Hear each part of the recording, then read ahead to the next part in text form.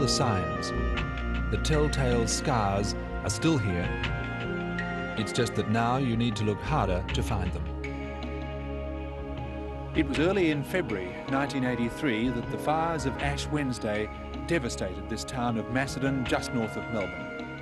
The speed and the magnitude of the destruction left this nation numb and bewildered.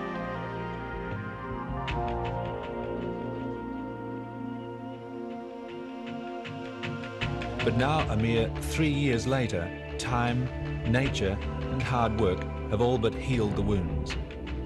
On the outside at least, Ash Wednesday seems to have paled into history.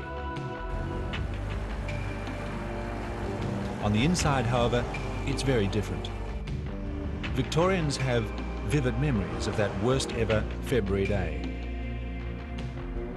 For most, it's become a benchmark. Americans recall exactly what they were doing the day Kennedy was gunned down. And Victorians, well, they remember Ash Wednesday.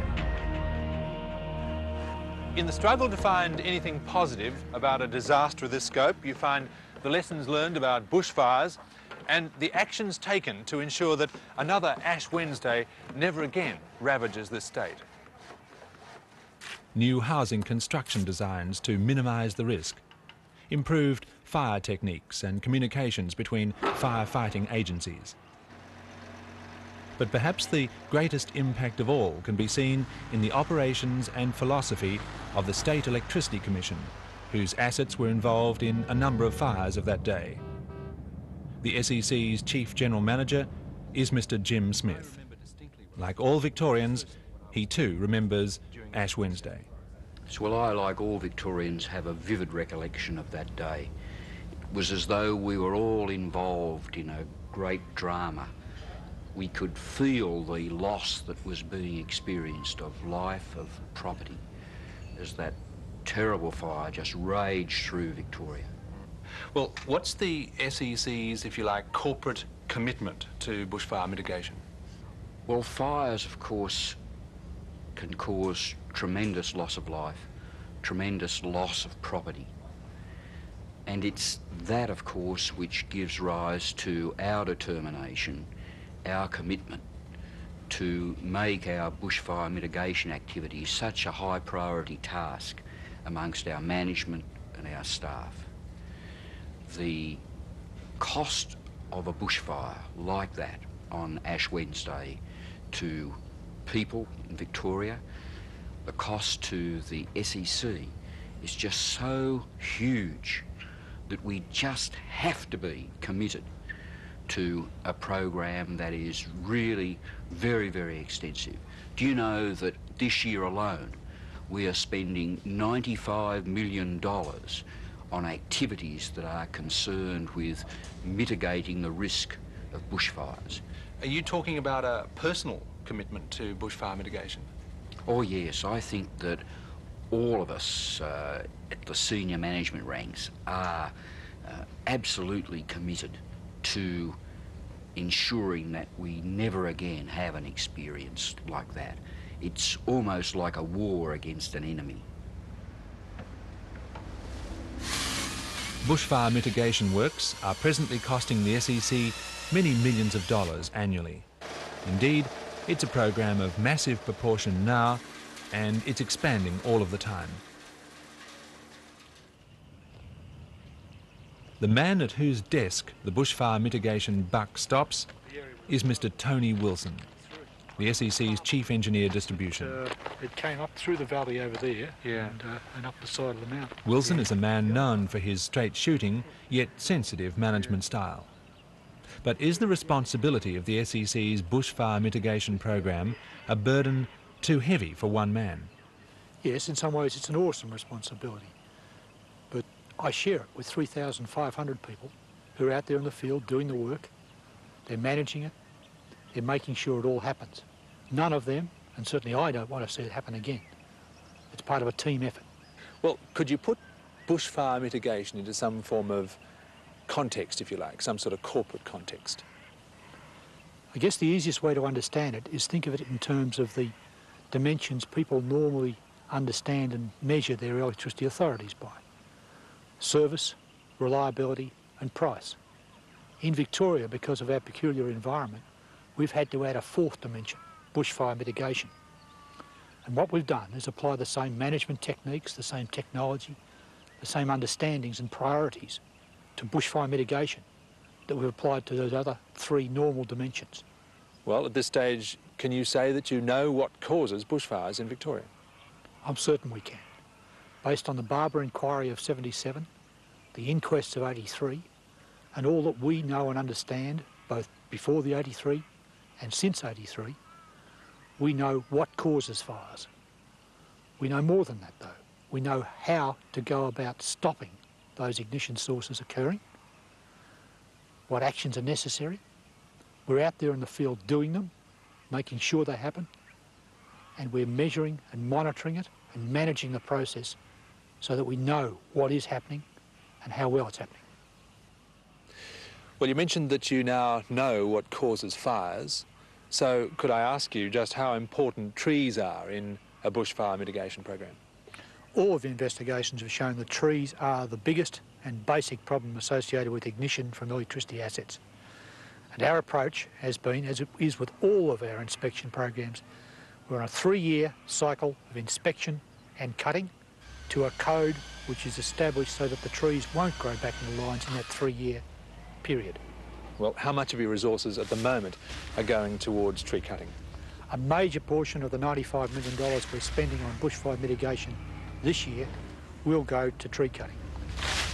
In addition to our own resources, our linesmen and our own tree fellers, we have a fairly large contract force with machinery, fully engaged on cutting to code prior to the bushfire season. It happens all year round, not just in the summer. We cut throughout the year so we keep the code cycle going. Clashing conductors were identified clearly as one of the prime causes in the 83 inquests. Since then, we've virtually eliminated clashing conductors through 3 mechanisms. Firstly, keeping trees clear. Secondly, fitting spreaders into spans of low voltage. And thirdly, eliminating, where we can, any low voltage conductors out of the system. You're still well and truly in touch with consultative groups like environmental groups too, aren't you?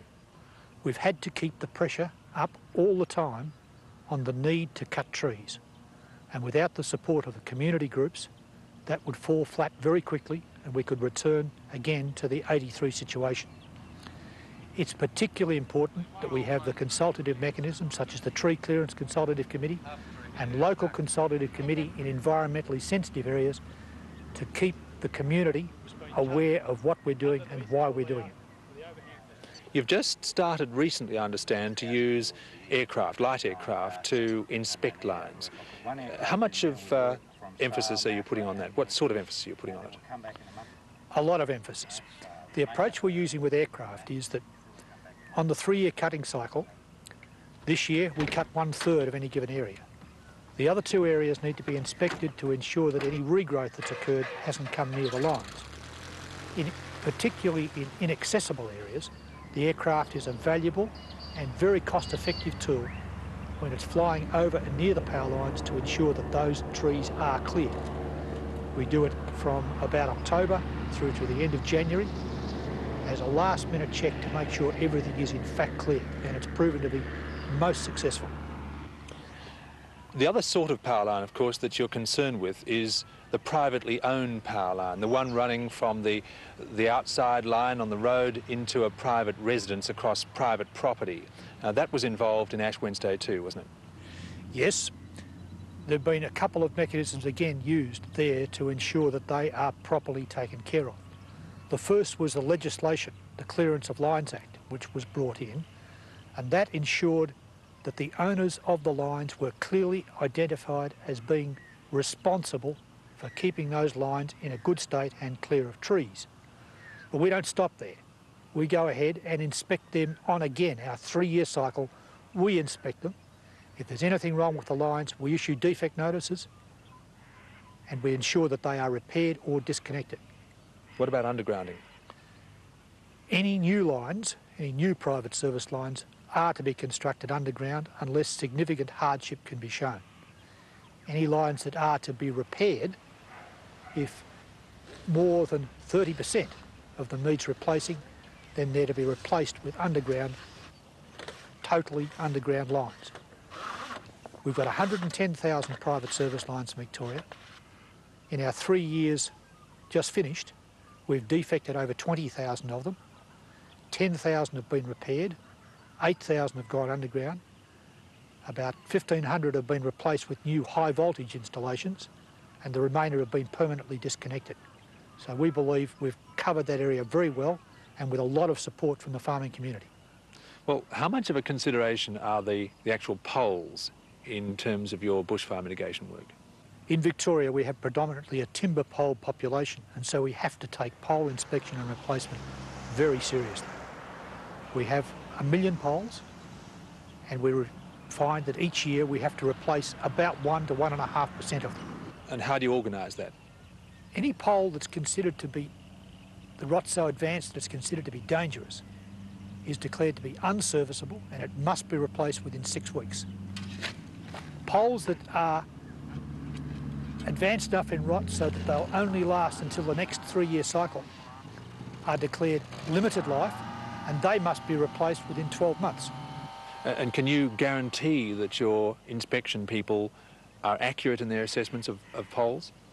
Yes, the inspectors are regularly checked by their own supervisors, and they're also regularly got together where we cut up the butts that they've condemned to make sure that they are treating with them seriously and appropriately.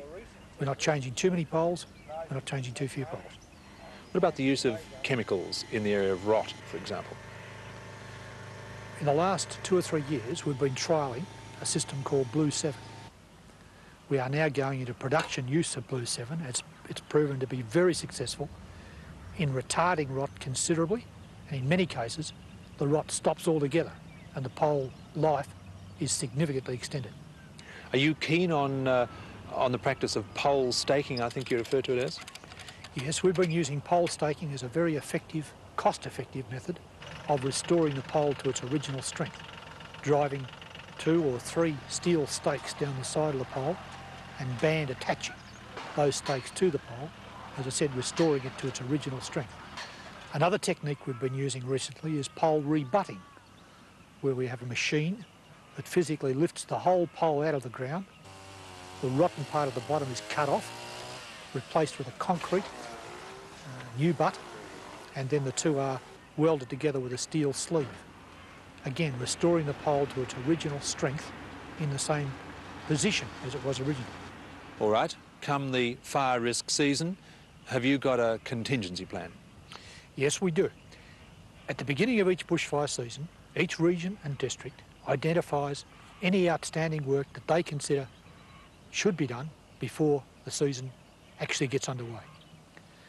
And that's to ensure that if a day of extreme fire danger should arise, we can actually disconnect that area from supply. And have you had to switch off in the past? No, we haven't had to at this stage, because at the same time it's identified, it's also given the highest possible priority to ensure that the work is completed before days of extreme fire danger start. Well, with the work involved in your 3-year cycle of inspection and so on, surely there's a mass of information involved. How do you physically handle that? What we've done is institute a monthly reporting system where the districts and regions report through the chain of command to me the work that's been done and the work that's yet outstanding, the progress to date and how they're getting on with the whole job. That so far has been done on a manual basis, but we are implementing new computer systems that will automatically flow that information through so that we can ensure that the program remains on target and within priorities at all times. Now, is management involved in inspections to see that this sort of work is actually happening in the field? Yes. At the beginning of each season, myself, the Chief General Manager, Jim Smith, the Deputy Chief General Manager, Clem Joyce, and other senior management members go out, visit districts, go through with them their reporting systems, go through with them their recording of faults, and actually go out in the field and have a look at the work that is being done and has been done to ensure that there is a complete commitment by management and the people to the program we're involved in. 25 on that. Yeah. Of course, the bottom line is often a cry for undergrounding. Put the cables underground, remove the risk of fire. Are you involved in undergrounding? Yes, we are. Undergrounding the whole of the state system in the rural areas is obviously prohibitively expensive. But what we're trying to do is encourage as much undergrounding as we can. We've put up a fund, the SEC, of $1 million each year to fund underground projects in areas of environmental importance on a 1-for-1 or a 2-for-1 basis. For shires, community groups, councils, if they put forward projects and they fit the criteria, we'll fund them. Well, that's Tony Wilson, SEC engineer. How do you personally feel about this sort of work, bushfire mitigation, on a scale of the size of the state of Victoria? I think it's both a big responsibility, an enormous challenge, and a very exciting challenge, because we have an opportunity here to make sure that the job we're doing in distributing electricity to the people of Victoria doesn't bring with it an additional hazard of wild or bushfires. I'm here to do a job. I enjoy doing it, and I think it's an important job that is now reaping enormous benefits.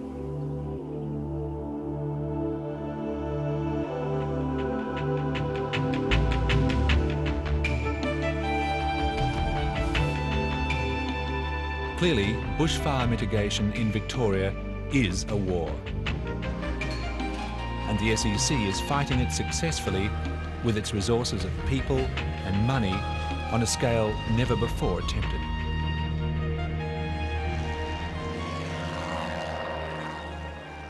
But then, bushfire mitigation is a war where the stakes are extremely high. The fires of Ash Wednesday showed all Victorians just how high.